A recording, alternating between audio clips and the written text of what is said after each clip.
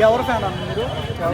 నేను Allu Arjun, Ram Charan I think అన్న రెచ్చిపో ఇద్దరు సినిమాలు సంక్రాంతి పండుగకి మాకు మొత్తం పండగకే వస్తున్నాయి.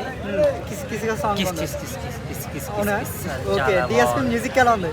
సూపర్.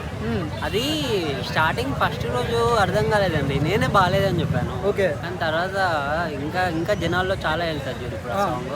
ఇంకా శ్రీలీల డ్యాన్స్ సూపర్ అసలు, చాలా బాగా చేసింది. ఈసారి మరి అల్లు అర్జున్ బాహుబలి కలెక్షన్స్ ని బద్దలు కొడుతుంది ఇది. వద్దు, బాహుబలికి దీనికి లింక్ పెట్టొద్దు.